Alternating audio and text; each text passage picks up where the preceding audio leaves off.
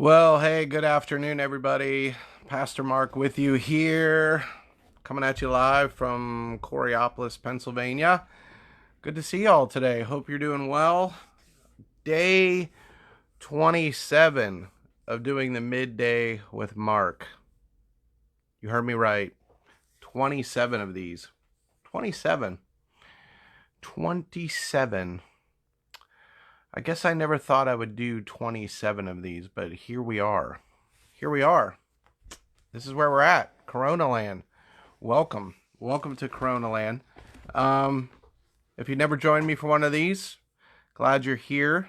Monday through Friday, somewhere around noon. Not today. It's like 1:05 right now, so a little bit off the norm. But you can go back and watch these on YouTube or Facebook anytime you want. So let me know if you jump on. Love to hear from you. After doing 27 days of these, I will tell you that the one thing that helps a lot is people's comments, people saying hello, people interacting. I know it helps a lot. Like, it helps on the services too. So if you're watching services on Sunday online, I know it helps everybody if you just comment.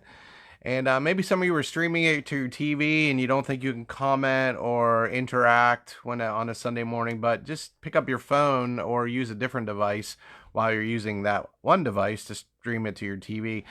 I actually watch the services on my TV on YouTube, on the app, on the actual TV, so that works really well. So I can see that there are people on, but I see a number, but I can't see who, which is really weird because usually it gives me both and lets me know when you're here. So let me know if you're here. Say hi, and love to hear from you as you get on. Hey, a couple things we do each time here at Midday with Mark. We give you a little Christmas cheer. That's right, Christmas cheer. And by the way, I'm not that crazy because guess what? They're playing Christmas music on the radio right now. They're playing Christmas music on the radio just so we can have a little bit of this. Oh, there he is in all its glory. There's still my Christmas tree. So just want to give you a little taste of that today. You can turn on the Christmas music and you can tune into this podcast and follow along and give you a little Christmas cheer. We also do a pop of the day. I collect pops. If you don't know what those are, they're little collectibles of different movies, TV shows. I mean, literally everything. They have like past presidents pops. But this one today is appropriate. This is Morpheus from The Matrix. Who loved The Matrix? This is Morpheus from The Matrix. Gotta love it because I feel like I'm in the Matrix right now. Somebody took the red pill or the blue pill. I think it's the red pill. See how far the rabbit hole goes. That's where we're at right now.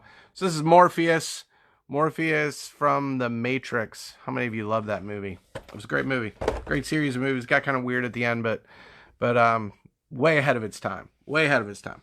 We also pick a book off the shelf. I already picked it off.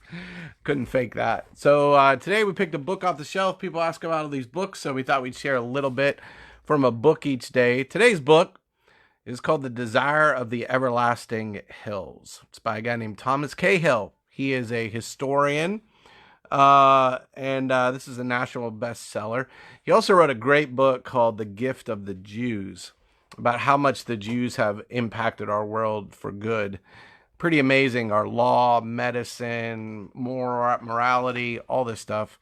But in The Desire of the Everlasting Hills, this is the world before and after Jesus. So Thomas Cahill, who I don't think is a believer, he's just a historian. He's writing about the Apostle Paul in here, and he writes this in the book. He says, we're not all human beings descended from the original man, the Adam, the mud man of Genesis, raised by God from among unthinking creation to a godlike level.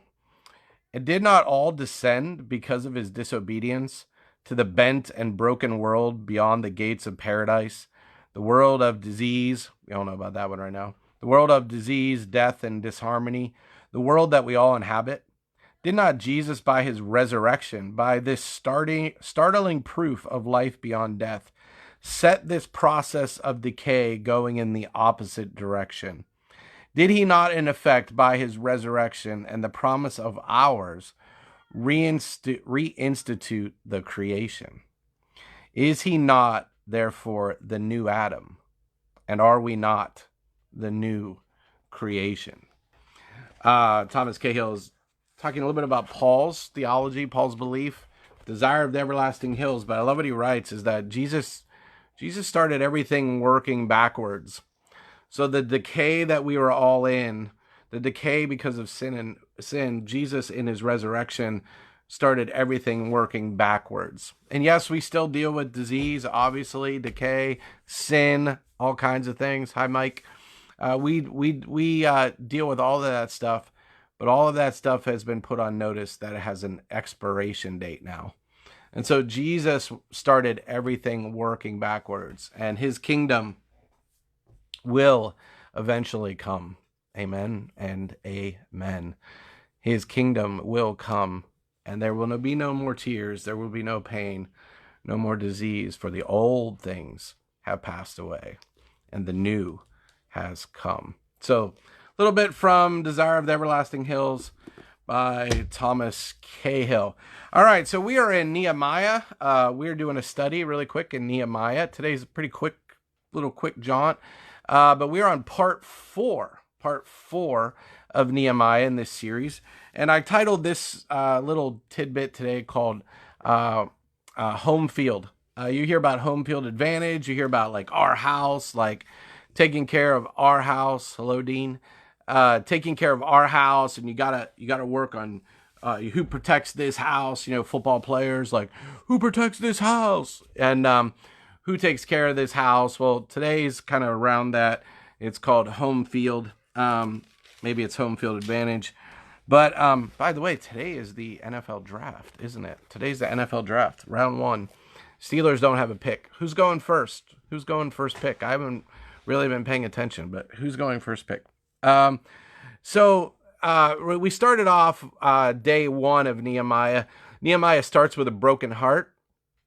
Nothing great ever happens without a broken heart, a desire to see things be different. Nothing ever changes till somebody's heart gets broken and wants to change it. 2 is Nehemiah goes in for the big ask, and he asks the king, and the king says, "What is it that you want?" And he says, "I want to rebuild my homeland, my home city, my home field." And the king says yes, and Nehemiah goes back. And then yesterday, we looked at how Nehemiah gathered the people together and shared the vision of how things could change and how things could be different, and how he had a vision, and how God had given him a vision and a desire to change things. And so Nehemiah gathered up people, and we also talked yesterday about opposition. Whenever you want to do something great for God, opposition comes. Now, chapter 3 in Nehemiah is very interesting, and I can't read it all to you. But I'll start out, I'll read you the little bit of the beginning, and then you'll get the feel of it. And this is just repeated over and over again with different people. So listen to this. It says, it's entitled in the Bible, NIV version, it's entitled Builders of the Wall. Okay. So he said, and by the way, I'm gonna hack up a bunch of Hebrew names here. So Elishib, the high priest, and his fellow priests went to work and rebuilt the sheep gate. So the priests got to work. They rebuilt the sheep gate. By the way, the sheep gate is where they brought sheep in for the Passover sacrifice. So maybe that's why the priest rebuilt the sheep gate, because that's where you would come through to bring your Passover lamb to see if it was without blemish, so that you could offer it for the sins of your family. And very, very interesting is that some people believe that Jesus entered on Palm Sunday through the sheep gate. Wonder why? Because the Passover lamb was coming through the gate. The pure and spotless lamb that Jesus was entering the gates of Jerusalem through the sheep gate. And so they rebuilt the sheep gate. They dedicated it and set its doors in place. building as far as the Tower of the 100, which they dedicated, and as far as the Tower of Hanal. The men of Jericho, they know something about building walls, right? The men of Jericho are knocking them down. The men of Jericho built the adjoining section, and Zakur, son of Imri, built next to them. So you get the picture. People are rebuilding the wall, okay? And then the chapter goes on like this. The fish gate was rebuilt by the sons of Hassanin, and then they go next to him, next to him, next to their section. This gate was rebuilt next to this. These people worked next to this person, next to this person. The valley gate was repaired by, and they worked next to, and on and on. And the all-important dung gate, that was repaired. So everything is rebuilt. And the way the chapter go is next to him, next to him, next to him. Okay? So you got to get the picture. The wall is only as good as your neighbor working next to you building his part. Because if your neighbor doesn't work on their part, then the enemy is going to get in. Okay? The enemy is going to get in. And so we all have responsibility for each other. And I hope you know that right now, like in our culture, like we have responsibility for each other. Because if we don't take care of our own walk with Christ, our own walking with Jesus, our own spiritual depth, then we're a hole in the wall. We're a place where things can get in that shouldn't get in. And so I think this is a powerful picture if you think about rebuilding this wall, that everybody's working together and everybody's working next to each other. And you are really, really counting on the person next to you to do their part. And then verse 22 of chapter 3, it says this. The repairs next to him were made by the priests from the surrounding region. Beyond them, Benjamin and Hassab made repairs in front of their house. In front of their house. Like, you got to take care of your house. You got to take care of your front lawn, your front ruts right in front of you. Nehemiah is teaching us here, I think, by telling us it's kind of monotonous when you read it, because it's just everyday life. It's what we have to do. We have to take care of our own stuff so that we can take care of others, and so that we're not a hole in the wall that's ultimately going to harm our neighbor. You know, that's why we're staying home right now. We're staying home so we don't harm our neighbor. And he says they made repairs in front of the house, and next to them, Azariah, son of Messiah, the son of Ananiah, made repairs besides his house. And next to him, next to him, next to him, next to him. And this is how it goes on and on and on and on. Do you remember when Cain kills Abel in Genesis?